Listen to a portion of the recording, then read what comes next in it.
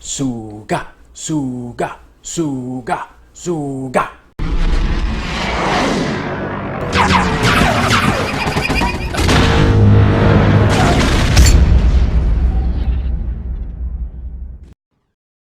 How's it going, everybody? This is Phil, and this is the review of the second episode of The Mandalorian. Now, this one is going to contain spoilers because I'm guessing at this point, if you're watching episode 2, you've already seen episode 1, and we're just going all in as far as that's concerned. So this episode starts off with, and we see the Mandalorian. He's making his way through the valley. He has the little baby Yoda with him. It's in its little flying bassinet carriage egg kind of floating thing. It's following him along, and he notices that he might not necessarily be alone. And lo and behold, he ends up getting jumped by what it looks like to be a couple of Trandoshan's, which are the same species as Bosk. I believe that's what they were. That's what they looked like in the episode. So, you know, he has a bit of a struggle with them, but he pulls out that double-forked blaster rifle that he's carrying around on his back,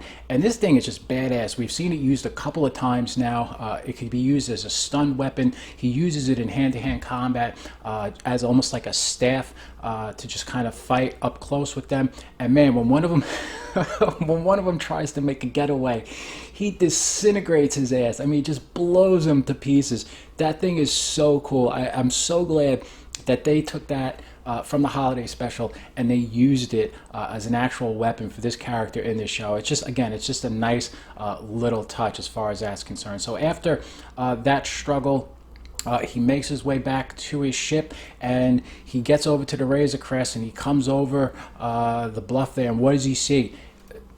A sandcrawler and Jawas, and they are completely dismantling his ship. So he takes out his blaster and he starts blowing their little asses away. I mean, it's just like one at a time.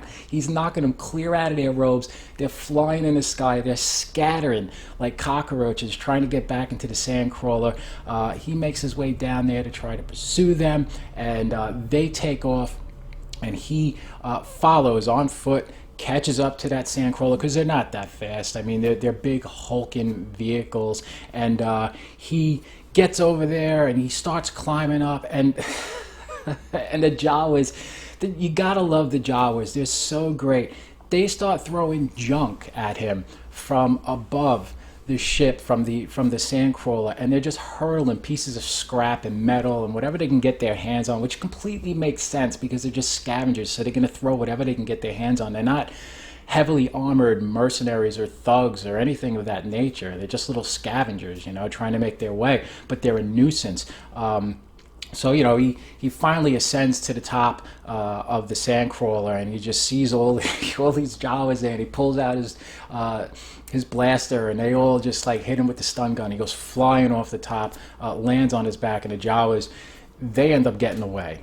So I think one thing that was cool to notice about these particular versions of the Jawa was that their attire, their capes, their cloaks, they were darker than normal from the Jawas that we're used to seeing from the original trilogy, and pretty much every Jawa we've seen in the past up until this point as far as live action is concerned. The other thing is that instead of having kind of a glowing golden yellow type of eye, their eyes were red. But they're clearly Jawas because Quill, who shows up, he also notes that they are Jawas. So we know that that's the case. That being said, the Mandalorian makes his way back to Quill. Quill thought he was dead. Obviously, he's not.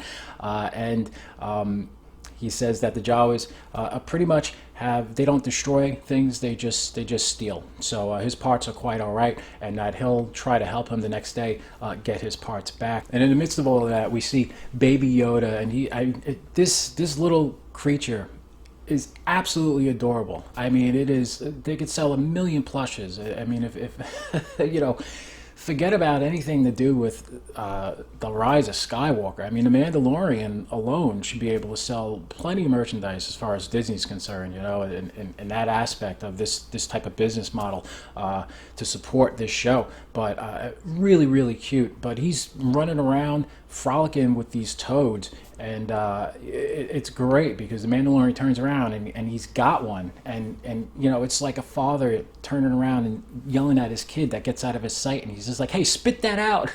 And he just swallows the whole thing and lets out a little belch, and it's, you know, it's that kind of funny, lighthearted humor that, to me, at least for me as a fan, doesn't feel out of place in Star Wars. You know, it's just kind of like, this is what's going on, you know, and this is the main character. Again, he's reacting to it. It's actually, his reaction isn't a joke per se, but it's the circumstance that makes it funny. And that's why it is a joke, as opposed to all of the over-the-top stuff we get, you know, in The Last Jedi. So, anyway, Quill makes his way to the Jawas through the night with the Mandalorian and Baby Yoda in tow. They finally make it there, and they want a bargain. So they want his armor. He says, you can't have his armor. You know, that's part of the Mandalorian, their culture. You can't have that. The Beskar armor, you're not getting it. So then they say they want the baby, and the Mandalorian's like, get the hell away from him. You can't have him. So finally, they decide that the one thing that they'll bargain for is if he gets them an egg, suga.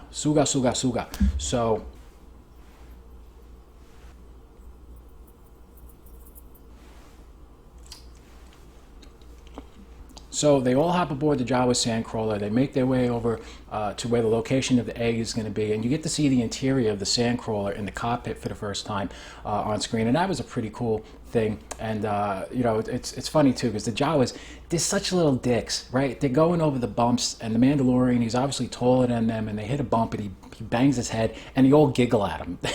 You know, it's just like, and that's the kind of thing you would expect from the Jawas. They're just little, like, mischievous troublemakers. So anyway, we finally get on over to the cave where the egg can be found, and the Mandalorian, he makes his way in there, and he still has Baby Yoda in tow, which is kind of weird. Like why wouldn't you just leave him on the ship?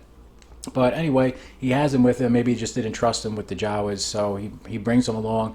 He goes into the cave, and he finds the egg, and all of a sudden he awakes whatever the mother must be, and this thing comes charging out. It's this big, giant, prehistoric looking rhinoceros, and it knocks him clear out of the cave. He goes flying back, gets up. This thing comes, charges at him again, knocks him down. It just plows him right into the ground with his horn.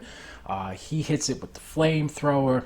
This thing catches Baby Yoda out of the corner of his eye. He tries to charge towards him. The Mandalorian uses his gauntlet to direct that flying bassinet out of the way. This thing hits the wall, turns around, and it's going to make a charge towards the Mandalorian. And you know, he takes out his knife, and he's ready to have kind of like a last standoff with this thing and give it all he's got. And just as it gets close, you see little Baby Yoda just kind of close his eyes and put out his hand, and he can use the Force. Cool. All right, so now what is this? Is every species that's Yoda species, are they all Force sensitive, or is there something else going on here? I have a theory on that. But anyway, little Baby Yoda, he levitates this giant prehistoric alien rhinoceros beast into the sky, and then it disorientates it, and the Mandalorian's able to go up, stab it in the neck, kill him. He goes in, he gets the egg, brings it back to the Jawas, and this thing is just like, they get the egg, and like, oh, what are they going to do? Are they going to raise one of their own and have one of their own beasts? And they slice it open right on the spot, and they just start digging into it with their paws. And I guess this is kind of like some big giant Cadbury egg for them, because it's like all the goo is coming out and they're just feasting on this thing. So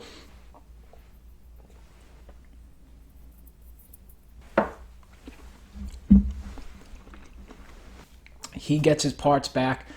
They go back to his ship, and you know, he's like, this is going to take days for me to fix. And Quill's like, well, if you help me, we can get it done sooner than that. So they work through the night, and I mean, I would imagine it took longer than one night. But anyway, these episodes, they're really quick and punchy, and there's doesn't seem to be a lot of time. They have short run times, so they flash forward, the ship is done, everything seems to be in working order. And there's a nice little moment between the Mandalorian and Quill, and he says, I'd like to offer you a portion of my bounty, and he says, I can't accept that.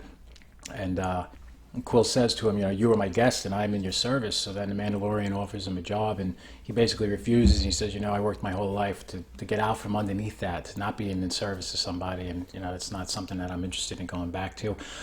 So he says, I understand, and all I can offer is my thanks.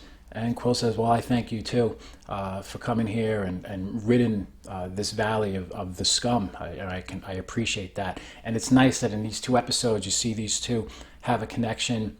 It's kind of like they're both kind of rough around the corners, but they find a way, they find some kind of common ground, and they respect each other. And that's always cool to see. So I enjoyed the Mandalorian's interaction with Quill. I don't know if he'll be in any further episodes, but I like this little 2-story arc, and I certainly would love to see him back in some way, some shape or form down the road. He's definitely a character that I'd like to see revisited. So really good job introducing that character, and that's all I have to say about that. I have spoken.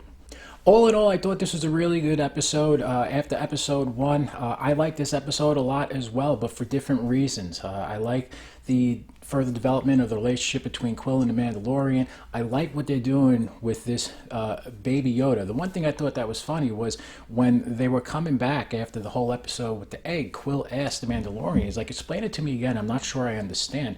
And the Mandalorian says, I'm not sure I understand either. And it just kind of strikes me as odd. It's like, does nobody in at least Disney Star Wars know about the Force or the Jedis after the events of Return of the Jedi? I mean, the Force Awakens, it's like Rey's like, oh, the stories about the Jedi, they were true, and Han's like, yeah, it's true, the Jedi, the Force, like all of it, Luke Skywalker. It's like everyone just thinks it was only a couple of years ago. Like nobody's heard of the Force.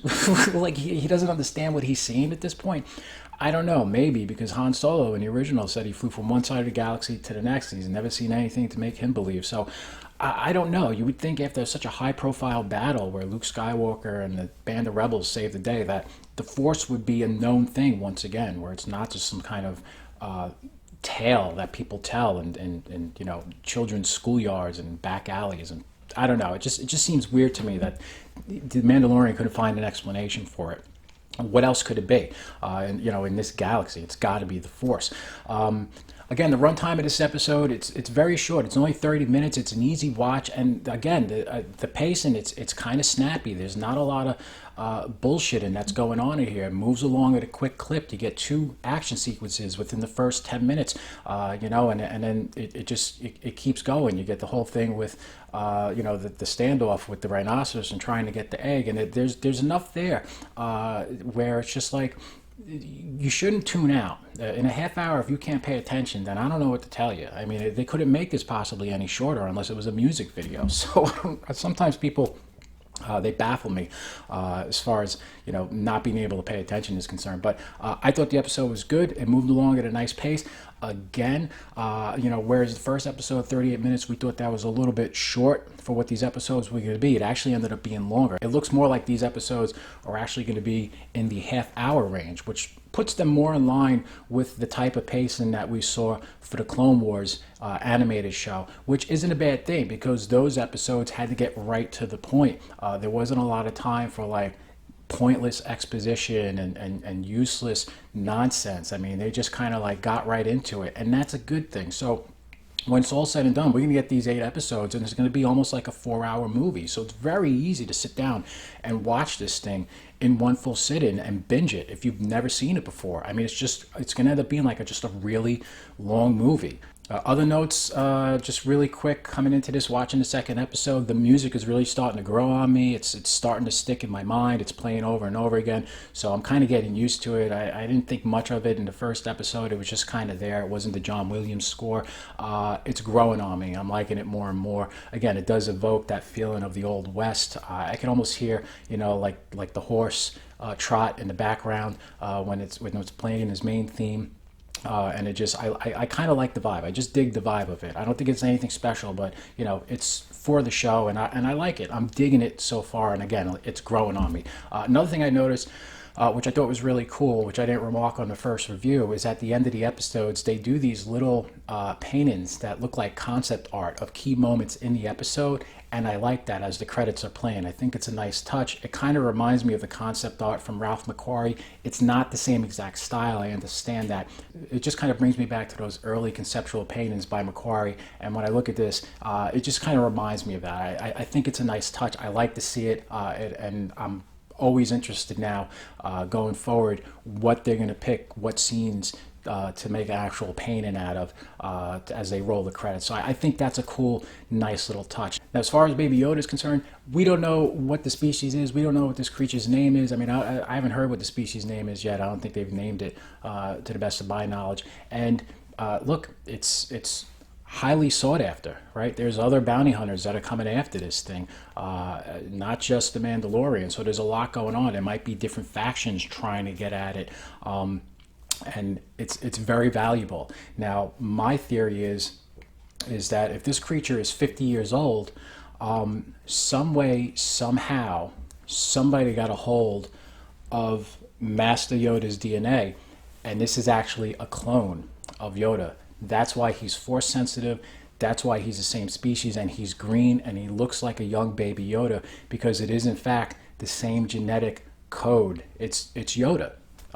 For all intents and purposes, he's been cloned over. So it's kind of interesting to see, and that would explain why he's able to use the Force to lift such a huge creature at a young age, when he's just essentially an infant in his timeline. I think it makes sense that that's going to be the big reveal. I mean, I could be wrong, but that's my theory. What do you guys think about that? Anyway, guys, again, I really like this episode.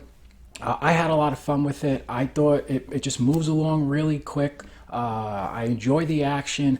I think it's well done. I'm not taken out of it by any of the effects.